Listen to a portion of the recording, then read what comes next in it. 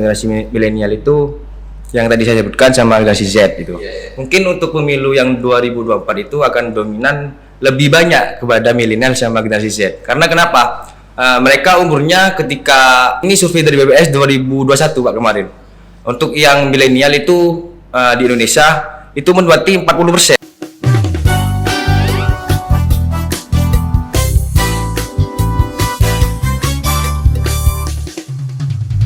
Assalamualaikum warahmatullahi wabarakatuh.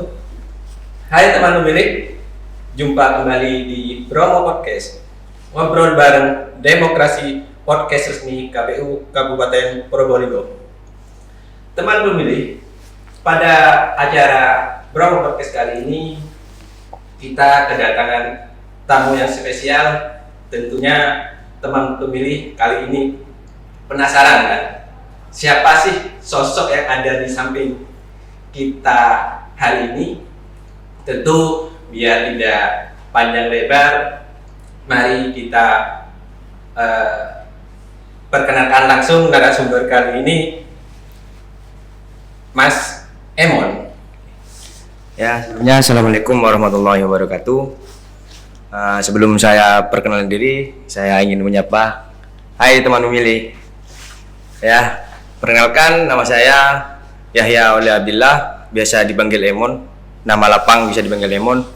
Ya, jabatan saya di kampus Universitas Nur Jadid yaitu Ketua DPM Universitas Nur Jadid periode 2021-2022.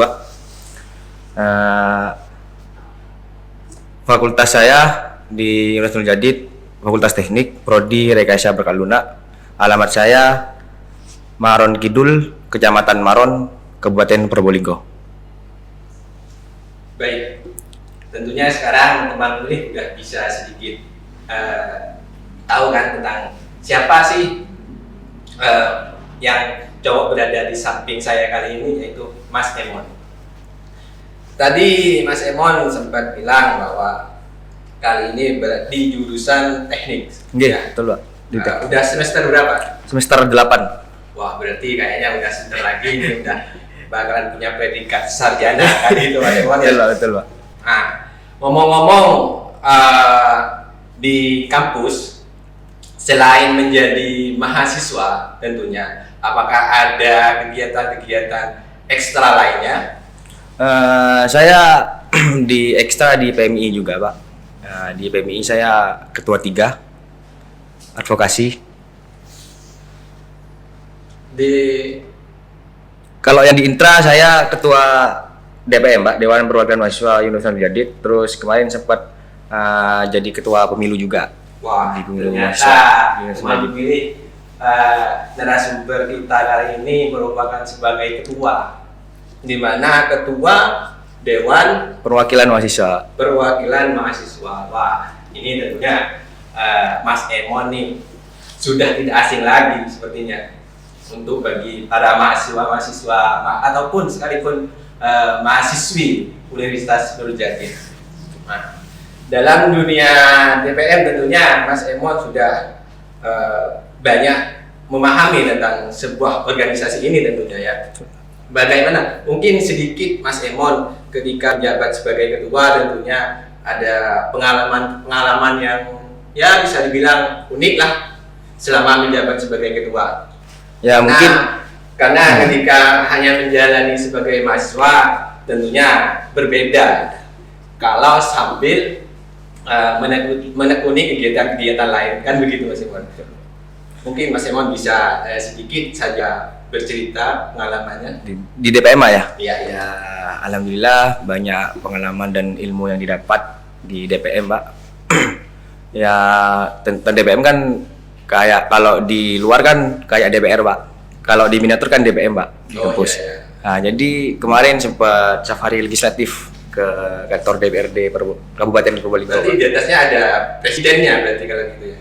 Oke, betul Pak. Ada presiden juga di sana Pak. Jadi di situ yang mengontrol lah. Ya, DPM yang mengontrol semuanya regulasi-regulasi yang ada di kampus gitu Pak.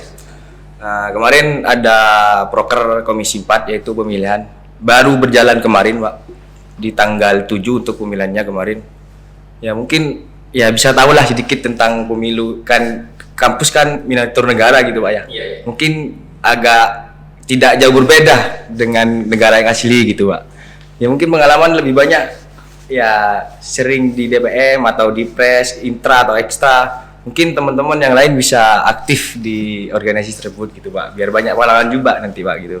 Jadi sebenarnya Mas Emon ini kalau ngomongin tentang masalah pemilu sebenarnya sudah nggak asing lagi kan gitu Mas Emon. Kalau berkecimpung langsung dalam pemilu, apakah sudah ada pengalaman atau mungkin gimana? Ya kemarin 2019 sempat berkecimpung juga bersama boleh sebut merek Pak? Gak boleh Pak? Gak boleh ya. Ada salah satu calon kemarin sempat ya ikut jadi tim suksesnya juga gitu Pak di calon tersebut gitu Pak. Berarti pada pemilu kemarin nih, pemilu 2019. 19. Berarti jadi peserta kan gitu. Iya, gitu iya. ya. Betul, Pak.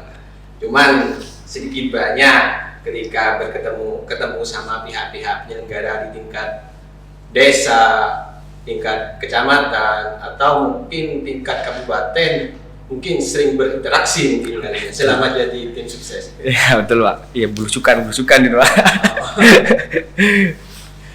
Jadi belusukannya ini udah kemana-mana kalau gitu Mas Emon ya. Bisa jadi Pak, bisa jadi. Nah, kebetulan untuk tahun 2024 kali ini Indonesia ini kan lagi akan mengadakan ajang pesta demokrasi tahun 2024. Tentunya kayak Mas Emon selaku, sebut saja saya Mas Emon kalau kita terasa lebih dekat aja ya. Iya. Nah, lewat pengalaman Mas Emon, baik itu di tim sukses, baik itu di menjabat ketika sebagai ketua di kampus, tentunya kayak Mas Emon ini kan untuk menjelang pada saat pemilu tahun 2004 nantinya, ada harapan-harapan nggak? Atau mungkin karena Mas Emon sendiri ini kan sebenarnya bisa ikut berpartisipasi untuk mensukseskan. Pak. Nah, jadi untuk Mas Emon pada tahun 2004 ini ya apa harapan-harapannya untuk yang 2024 Pak? Iya, iya. Pemilu sama Pilkada 2024. Ya sedikit bercerita Pak ya. Iya, iya. Mungkin pemilu nanti yang di 2024 lebih dominan ke generasi milenial yang disebut Y juga sama generasi Z. Ya, yang dimana generasi Z itu tahun kelahirannya kalau nggak salah 97 sampai 2012. Untuk yang milenial itu tahun kelahirannya itu 81 sampai 86, 1981 1996. Nah, ada 4 generasi, yaitu ada generasi Bobby apa gitu Pak, yang pertama itu Pak ya. Kebetulan Terus saya juga nggak tahu ya, itu. yang generasi kedua itu ada generasi X. Mereka kelahiran tahun 1960 sampai 1981. Terus yang generasi milenial itu yang tadi saya sebutkan sama generasi Z itu. Yeah. Mungkin untuk pemilu yang 2024 itu akan dominan lebih banyak kepada milenial sama generasi Z. Karena kenapa? Mereka umurnya ketika ini survei dari BPS 2021 Pak kemarin. Untuk yang milenial itu di Indonesia itu mendapati 40% mereka. Yang milenial dari seluruh warga Indonesia tergolong besar, yang paling besar itu 40%. Jadi menurut survei BPS itu kemarin 2021 nanti pemilu sama pilkada di 2024 itu akan bisa naik 2 kali lipat dari 2021 itu Pak gitu. Jadi untuk yang saya ketahui mungkin yang generasi Z ini banyak juga menurut saya Pak untuk kedepannya, karena mereka kan bertambah juga nanti umurnya gitu Pak. Ya mungkin yang lebih dominan menurut saya generasi milenial sama generasi Z itu Pak. Kenapa?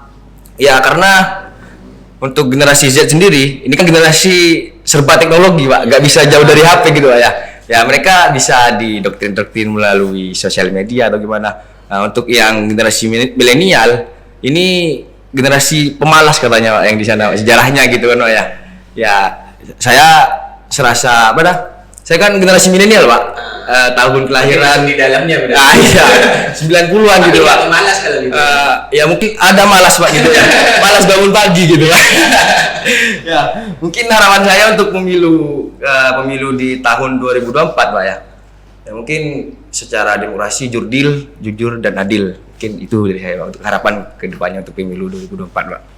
Jadi teman pemilih, untuk teman pemilih khususnya bagi golongan milenial sangat berperan penting terhadap kesuksesan pemilu nantinya. Jadi saya bersama Mas Emon tentunya mengajak kepada teman pemilih untuk tetap dan menggunakan hak pilihnya jika nanti pada penyelenggaraan pemilu telah tiba. Nah, ini Mas Emon, karena berhubung waktunya ini sudah mepet, mungkin Mas Emon juga punya kesibukan di luar sana yang mengharuskan untuk harus harus berpamitan mungkin. Nah, mungkin sebelum itu Mas Emon memberi pesan kepada teman pemilih milenial tentunya dalam menyambut pemilu dan pemilihan serentak tahun 2024. Ya, sebelumnya saya ingin menyapa lagi untuk teman pemilih. Pesan saya untuk teman pemilih yang milenial, saya selaku generasi milenial juga, sebetulnya kita sangat berpengaruh dalam pemilu di 2024 karena generasi milenial itu ya sangat berpengaruh karena banyak gitu. Di 2021 itu saya sudah jelaskan tadi 40%, mungkin di 2024 bisa bertambah 2 kali lipat. Ya, untuk pesan saya, ya mungkin yang sudah saya jelaskan tadi, demokrasi kali ini diusahakan jujur dan adil gitu. Mungkin itu, Pak. Ajakan-ajakan mungkin buat teman pemilih agar supaya nggak golput. Mungkin ada puisi-puisi atau apa? Ya mungkin ya kalau golput sih menurut saya ya eman juga gitu, Pak, karena pemerintah yang akan menduduki kekuasaannya di sana, ya kita harus milih mereka untuk lebih kepercayaan kita gitu, Pak. Mungkin teman-teman yang bisa memilih untuk tidak golput gitu, mendukung pendukung kita secara baik atau gimana gitu, Pak. Mungkin itu, Pak. Baik teman pemilih, tentunya teman pemilih sudah tinggal langsungkan bagaimana pesan-pesan dari Mas Emon selaku yang pernah menjabat sebagai ketua. Jadi kepada teman pemilih dalam menyongsong pemilu 2024 nantinya, harapannya jangan golput, gunakan hak pilihnya dengan cerdas.